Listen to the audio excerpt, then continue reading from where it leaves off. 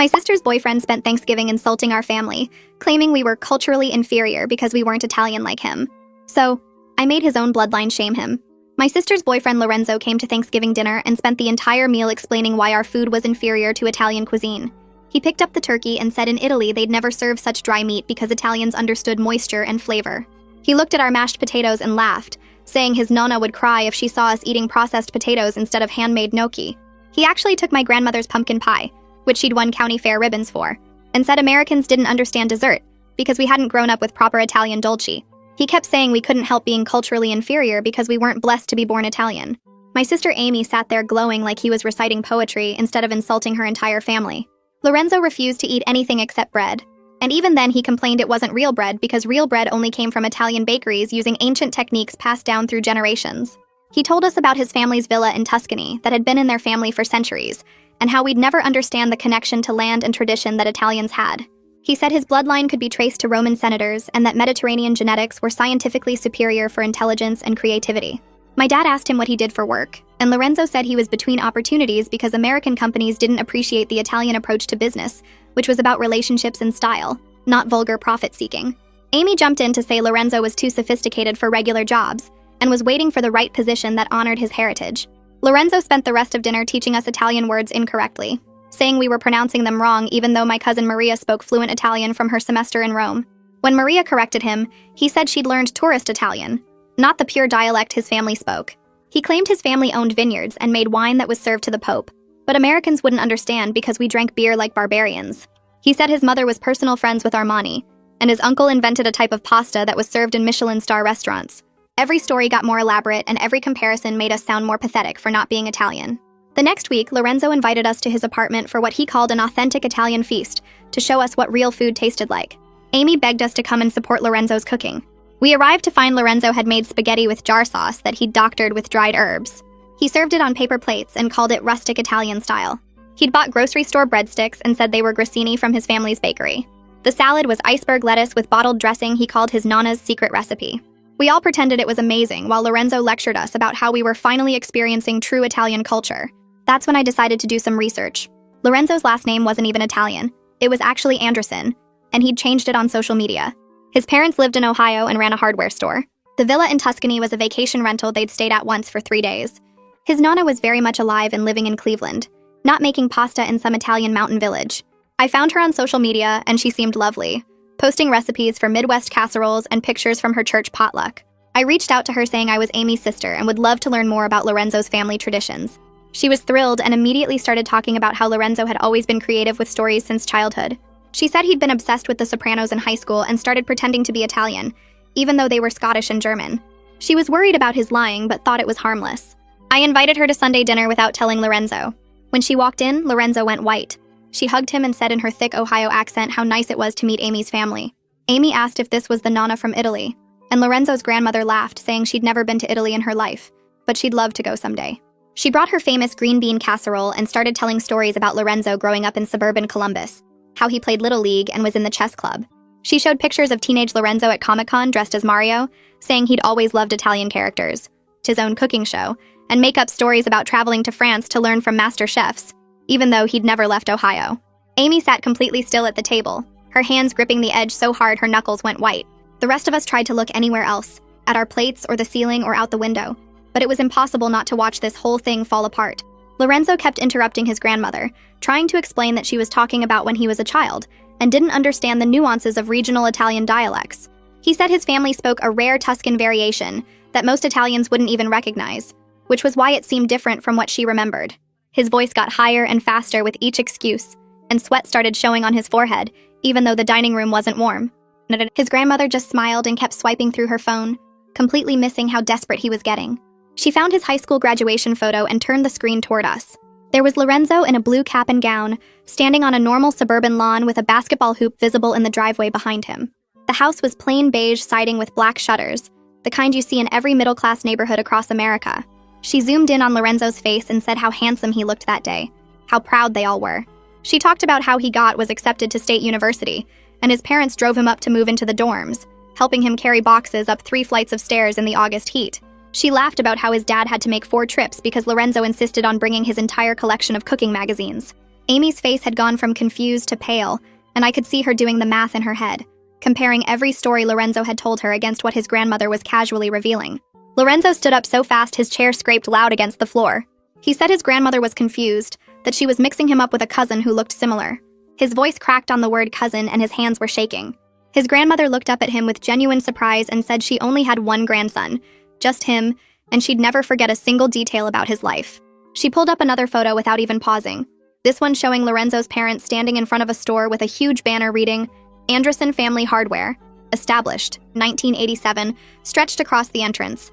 His mom and dad were cutting a ribbon with oversized scissors, both of them grinning, and you could see rows of tools and paint cans through the windows behind them. She said this was from the grand reopening after they renovated, about 5 years ago, and Lorenzo had been there that day helping stock shelves. Lorenzo tried to grab the phone from her hand, but she pulled it back, looking hurt and confused by his reaction. Amy pushed back from the table and said she needed to use the bathroom. Her voice came out flat and strange, like she was trying very hard to sound normal. She walked out of the dining room without looking at anyone, and I heard the bathroom door close and lock. For a few seconds, we all just sat there in this horrible silence. Lorenzo standing frozen by his chair, and his grandmother looking between all of us like she'd missed something important. Then I heard it. This muffled sound through the bathroom door that was clearly crying. I got up and followed, knocked quietly, and said it was just me. Amy unlocked the door, and I slipped inside to find her sitting on the floor with her back against the bathtub, mascara running down her face in dark streaks. She looked up at me and asked how she could have been. So stupid to believe everything he said, her voice breaking on every other word. I sat down on the floor next to her and didn't say anything at first because what could I say that wouldn't sound like I told you so? She pulled her knees up to her chest and started talking about the past 6 months, how she'd defended Lorenzo to her friends when they said he seemed pretentious. She'd actually bragged about dating someone with such an exotic background, someone who'd grown up in a villa and had family traditions going back centuries. She told her roommate about his connection to Italian nobility and his family's wine that was served to the Pope. She'd posted photos of them together with captions about her sophisticated European boyfriend, who understood art and culture in ways Americans couldn't. Every single thing she'd said about him to other people were based on complete lies, and now she had to face the fact that she'd been either incredibly naive or willfully blind. She said the worst part was remembering all the times something seemed off, like when he couldn't answer basic questions about Italy, or when his Italian pronunciation sounded wrong even to her untrained ear, and she'd just made excuses for him in her head because she wanted the fantasy to be real. We sat there for maybe 10 minutes while she cried and talked through everything, and I just listened because that's what she needed. Eventually, she wiped her face with toilet paper and said we should go back out there, that hiding in the bathroom wasn't going to change anything. We walked back to the dining room to find Lorenzo and his grandmother standing on opposite sides of the table in what looked like a standoff. He was trying to explain that he'd been embracing his spiritual heritage, that he felt Italian in his soul even if his bloodline was technically Scottish and German. His grandmother's face showed this mix of hurt and disappointment that made her look 10 years older. She said she didn't understand why their family wasn't good enough for him, why he had to pretend to be someone else entirely. Dad cleared his throat and asked Lorenzo directly why he changed his name and invented an entire false identity, his voice calm but firm in that way that meant he was actually angry. Lorenzo's whole body seemed to collapse inward. He sat back down in his chair and put his head in his hands, and when he started talking, his voice was so quiet we had to lean in to hear. He said he always felt boring and ordinary growing up in Ohio, just another average kid in an average town with nothing special about him. When he got to college, he started telling people he was Italian, and suddenly they found him interesting, wanted to hear his stories, treated him like he was cultured and sophisticated instead of just some hardware store owner's son. He said it started small, just claiming his family was Italian, but then people asked questions and he had to make up answers, and each lie required another lie to support it until he'd built this entire fake history. He looked at Amy and said he knew it was wrong, but by the time he met her, he was in too deep, and he thought if he told the truth, she'd never want to be with boring regular him. His grandmother's face showed disappointment mixed with real concern, like she was seeing for the first time how deep her grandson's problems went. Amy stood there for a long moment just staring at Lorenzo, and I could see her working through everything in her head. Then she told him to leave, her voice shaking but firm. Lorenzo started apologizing, saying he did it because he loved her and wanted to be worthy of her, that he'd planned to tell her the truth eventually. Amy cut him off and said lying for 6 months wasn't love, it was manipulation, and she couldn't trust anything about him anymore. She said she didn't even know who he really was because every single thing he told her about himself was fake. Lorenzo tried to argue, but his grandmother put her hand on his arm and said they should go, that he'd done enough damage. They left through the front door, his grandmother giving us an apologetic look over her shoulder, and we heard Lorenzo's car start up and drive away. Our family sat in uncomfortable silence for what felt like forever. Nobody knew what to say or where to look, and the tension was so thick it felt hard to breathe. Then Mom started laughing. just a quiet chuckle at first that grew louder. She said she couldn't believe he'd served us jarred sauce and called it his Nana's recipe when his actual Nana made green bean casserole. Dad joined in, saying the part about his family inventing pasta shapes was particularly bold. The tension broke like a popped balloon, and suddenly we were all sharing the most ridiculous things Lorenzo had claimed. My uncle brought up how Lorenzo said his uncle was personal friends with Armani, and my aunt mentioned the wine served to the Pope. Cousin Maria was laughing, so hard she had tears in her eyes, talking about how he'd corrected her Italian pronunciation when he clearly didn't speak a word of the language. Amy sat quiet through all of this, not laughing but not crying either, just processing everything that had happened. Over the next few days, Amy stayed at my apartment because she couldn't face going back to her own place where she'd spent so much time with Lorenzo. She went through their text messages on her phone, reading back through months of conversations with new eyes. She found photos he'd claimed were from his family's villa, that reverse image search showed were stock photos from a vacation rental website. She discovered stories about family traditions that made no sense now, like the time he said his family celebrated a specific saint's feast day that she now realized he'd just made up. Every message and photo became evidence of how thoroughly he'd deceived her, and each discovery seemed to hurt her all over again. She showed me a text where he'd described his Nana's pasta recipe in detail, claiming it had been passed down for generations. And we both just stared at it, knowing his real grandmother probably had the recipe written on an index card in a kitchen drawer in Cleveland. Amy deleted his number from her phone and blocked him on social media, saying she needed a clean break from the whole mess. A couple days after Amy deleted Lorenzo's number, her roommate Cecilia stopped by my apartment. She stood in the doorway holding 2 coffees and asked if she could come in to talk about Lorenzo. I let her inside and she sat on my couch, her hands wrapped around the coffee cup like she needed something to hold on to. She said she'd been suspicious of him for months but didn't want to upset Amy because her friend seemed so happy. Cecilia described how Lorenzo would contradict himself constantly about basic Italian facts, like claiming his family was from Sicily one week and Tuscany the next. She said he'd mispronounced common Italian words that even she knew from high school Spanish class, words that sounded similar enough that his mistakes were obvious. Cecilia told me about the time Lorenzo claimed his family made their own olive oil, then later said they imported it from a specific region, then changed the story again to say they sold it at their restaurant. She'd kept track of these inconsistencies in her phone notes because something felt wrong, but she couldn't prove anything concrete. She showed me the notes and there were dozens of contradictions, from the number of cousins he claimed to have to whether his Nana lived in a village or a city. Cecilia said she'd tried to hint to Amy that Lorenzo's stories didn't add up, but Amy would get defensive and accuse her of being jealous. She felt terrible now for not pushing harder or doing her own research like I had done. I told her Amy needed to figure it out herself, and that sometimes people have to learn these lessons the hard way, even when it hurts to watch. Amy called me later that week saying she wanted to apologize to Nona Anderson for the awkward dinner. She felt embarrassed that Lorenzo's grandmother had witnessed the whole confrontation, and probably thought our family was crazy. I gave her the number and Amy disappeared into her room for over an hour. When she came out, her eyes were red, but she seemed calmer than she'd been in days. She said Nona Anderson had been incredibly kind and understanding about the whole situation. His grandmother explained that Lorenzo had always been obsessed with being special and different, even as a little kid. She told Amy about how he'd go through phases where he'd claim to be related to famous people or pretend he had talents he didn't actually have. Nona Anderson thought he'd outgrown it after high school, but clearly the lying had gotten worse instead of better. She said Lorenzo's parents had tried to get him help when he was younger, but he'd refused to admit there was a problem. Amy asked if his grandmother knew why he'd chosen to pretend to be Italian specifically, and she said he'd always romanticized Italy after watching mob movies as a teenager. He'd convinced himself that being Italian would make him more interesting and confident, and eventually the lie became his whole identity. Then Nona Anderson told Amy something that made everything even sadder. Lorenzo's parents didn't even know about the fake Italian identity, because he barely talked to them anymore. He'd distanced himself from his family over the past few years, too busy maintaining his fake persona to deal with people who knew the truth.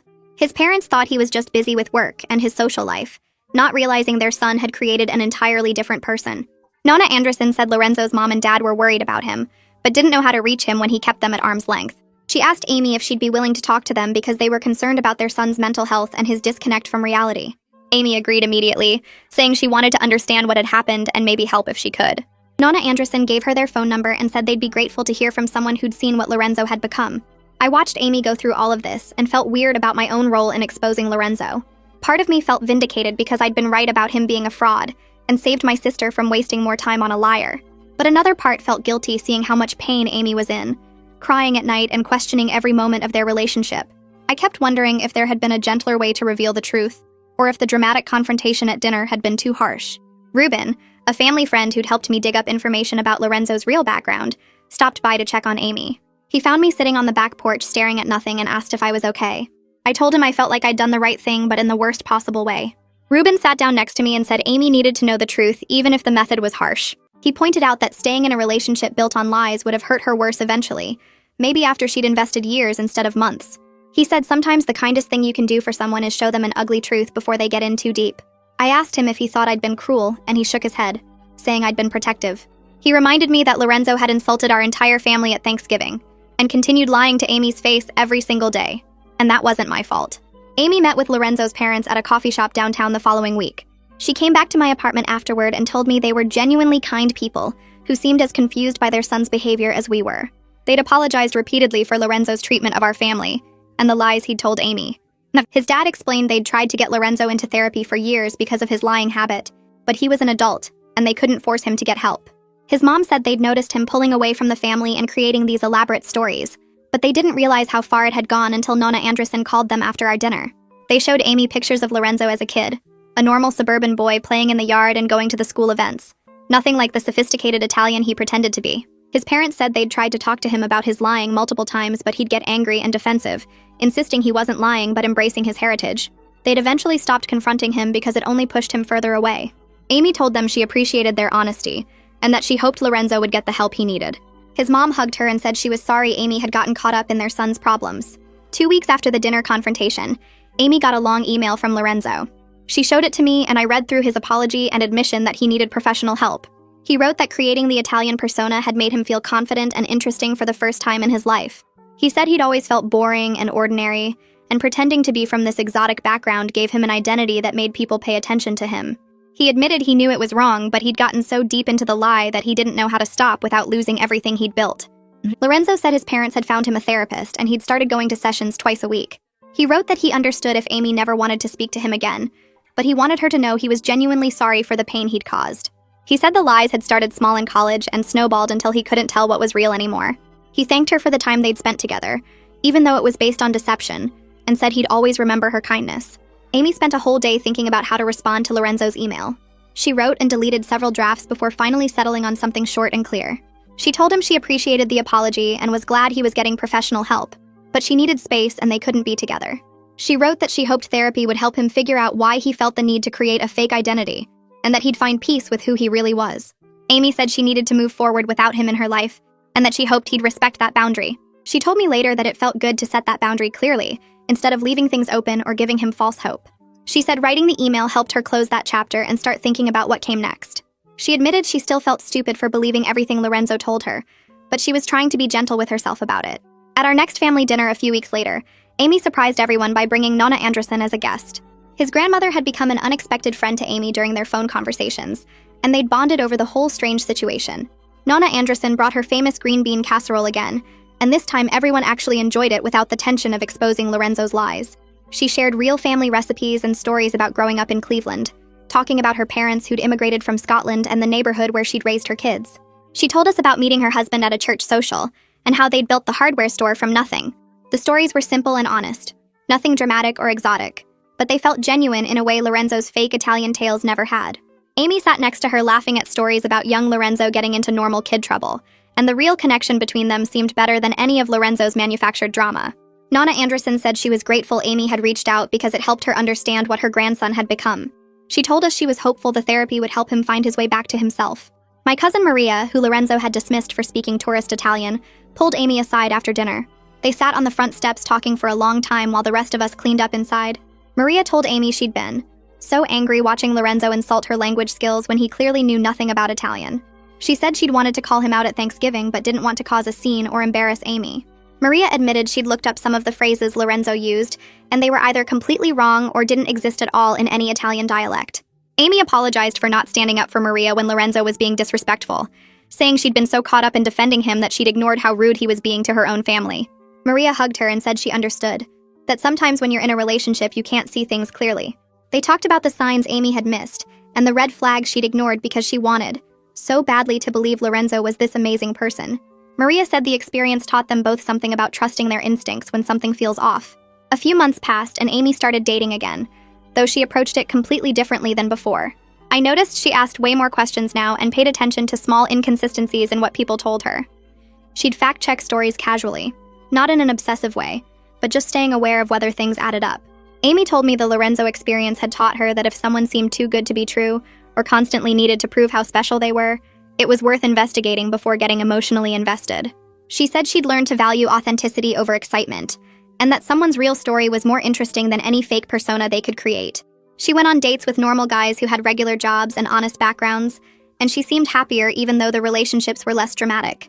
Amy said she finally understood that real connection came from being genuine with each other, not from one person performing an elaborate character for the other. Nonna Anderson started showing up at our Sunday dinners every other week, and honestly, she fit in better than Lorenzo ever had. She brought casseroles with names like Church Potluck Surprise and Midwest Medley that tasted way better than anything Lorenzo had pretended to make from scratch. She told stories about working at the hardware store and teaching Lorenzo to ride a bike in their driveway. Normal family stuff that felt real instead of made up. One Sunday, she mentioned that Lorenzo had started therapy and was talking to his parents again after months of barely calling them. She said the therapist was helping him figure out why he needed to invent a whole fake life instead of just being himself. Nonna Anderson looked sad when she talked about it, like she blamed herself for not noticing how bad the lying had gotten. Amy told her it wasn't her fault, that Lorenzo was an adult who made his own choices about pretending to be someone else. Dinners with Nonna Anderson became something we all looked forward to because she was genuinely funny and warm without trying to prove anything. 6 months after the big confrontation, Amy was doing better than I'd seen her in years. She started dating a guy who worked in accounting and drove a normal car and didn't have any secret identities or fake backstories. She told me she'd learned to pay attention when something felt off instead of ignoring it, because she wanted the relationship to work. Amy actually thanked me one night for exposing Lorenzo, even though the dinner had been brutal and embarrassing. She said she'd rather deal with one painful truth than spend years believing comfortable lies that would eventually fall apart anyway. Our whole family got closer after everything happened, like we'd all survived something weird together and came out stronger. We still joke about Lorenzo's jar sauce and his fake Italian accent, but mostly we're just glad Amy got out before things got worse.